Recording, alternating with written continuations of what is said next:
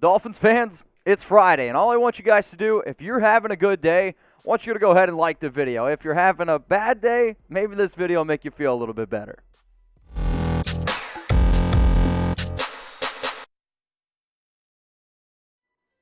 Mitchell Rentz from Chat Sports, and I'm going to tell you all right now, I am having a great day. Why? I love doing mailbags. It doesn't matter what type of mailbag it is.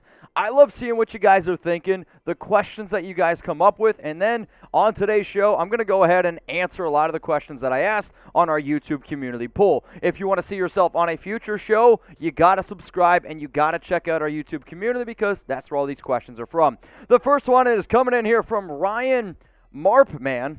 Why does nobody mention that Brian Daboll sucked as offensive coordinator here 10 years ago? You're right, he was not good 10 years ago, though I don't really know if the Dolphins' offense was all that great 10 years ago. The reason why his name continues to get brought up, and because of everything that he was able to do with Josh Allen, everything that entire Buffalo offense is looking like right now, which, let's all be honest, it looks like an elite offense. And then on top of that, Tua Tagovailoa and Brian Daboll, they were together back in 19 with the Alabama Crimson Tide. So there's some ties there. That's why Daboll's name keeps getting brought up. Let's go to the next question coming up here on Dolphins Today. It's from James Curtis. I believe you're golfing, and my golf game is terrible. If you guys want to let me know what your handicap is, please go ahead and do so. If somehow we end up getting Eric Bieniemy, should we draft players with speed or get an offensive line?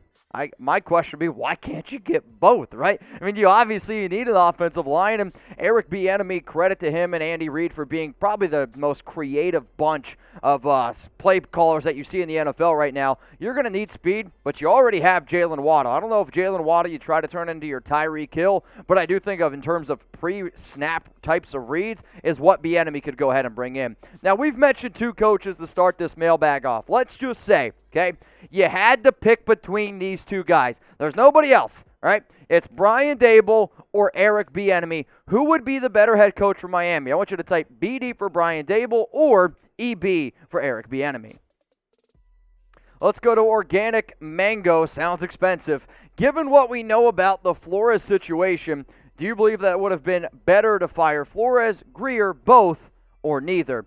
Well, if it would have actually been up to me, I probably would have done the exact opposite of what Miami did. I would have gotten rid of Grier. If Stephen Ross could sell the team, I think that's ultimately what you're looking for. I thought Brian Flores was a good head coach. He was 10-6 last year, 9-8 this season. Everything that went on for this team for at any point in any kind of professional sporting event, if you're 1-7 and then you can turn it around and go 9-8, win 7 games in a row, that's very impressive to me. I know Flores wasn't a fan of Tua, but maybe there's a reason, because Tua's not that good of a quarterback. I'm sorry if that offends you. I would have kept Flores, moved on from Grier. But hey, what do I know? Now, as soon as we find out who the new head coach is, if there is any more breaking news, like as soon as the news came out that Brian Flores was fired, we made a video about it. And then on top of that, also went ahead and made our Brian Flores replacements, which if you haven't seen it, please go check it out on the channel. More subs equals more videos. I want to get to 20,000 subs. That's the goal on this channel. So if you love the Dolphins, if you're looking for free videos and you're having a good day, hit that sub button.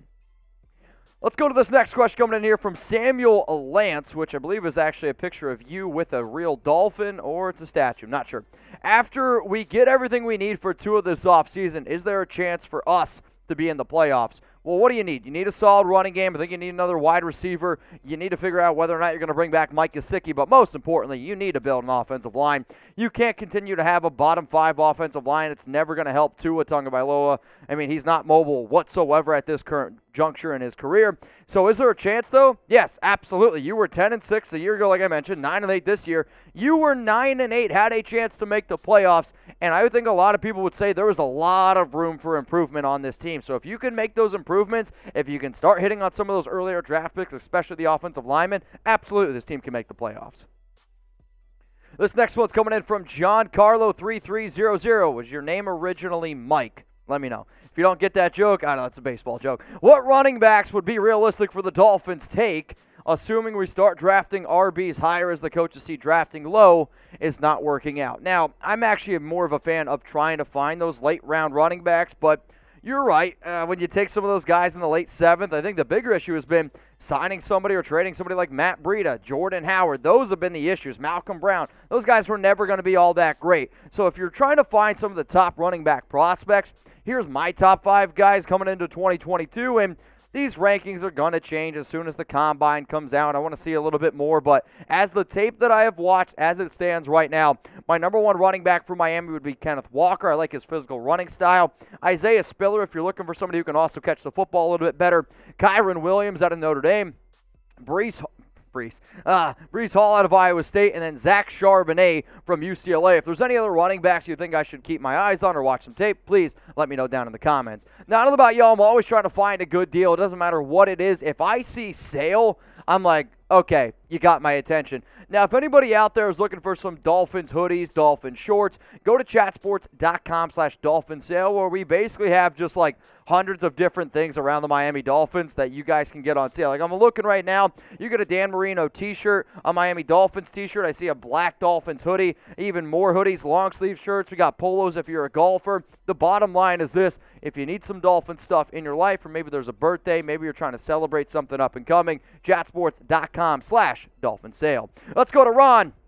Ron, shout out to you. You had a few questions that I liked on the community post, but I try to keep it fair and only answer one. This was my favorite. With Flores fired, do the Dolphins now re-sign Gesicki, Emmanuel Ogbah, Nick Needham, and Durham Smythe? Well, before I give you guys my answers here, who would you guys re-sign? I mean, first off is Gesicki, who you drafted in the 2nd round out of Penn State. This guy's an absolute monster. He had 73 grabs, 780 yards, 2 touchdowns, and he missed a few games this season. Emmanuel Ogbah is your top edge rusher, 41 tackles, 9 sacks, 9 tackles for loss, a forced fumble, and a fumble recovery. Then you got Nick Needham, who is a little bit of a hard guy to put my finger on. I think he looks a lot better in the Dolphins defense because of the cornerbacks like Byron Jones, Xavier Howard, and all the pieces around him. I don't know how good he would be if he wasn't in Miami's defense, but he had 2 INTs, 5 pass breakups. And then Durham Smythe, 34 grabs, 357 yards. If I was Miami, your top priority would be Mike Gesicki, and then your other top priority would be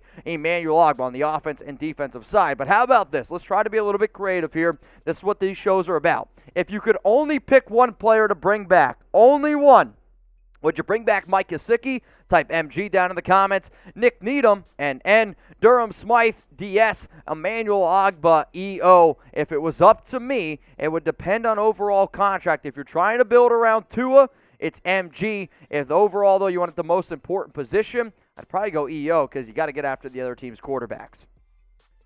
This next one's coming in from Gary Owen, and he didn't ask a question. He just put where he's from, Martinsville, Illinois. I'm actually from Danville, Pennsylvania, so shout out to the 570. So what I want you guys to do is shout out your city. Where are you guys watching from right now? If you want to tell me where your hometown is, hey, I'm okay with that. I know Dolphin fans, they spread far, they spread wide, and I know we got a lot of different people that watch this show. So if you could, shout out your city. Let's go to this next one, and I'm going to do my best here. Alua Aka. Who are the top offensive linemen free agents?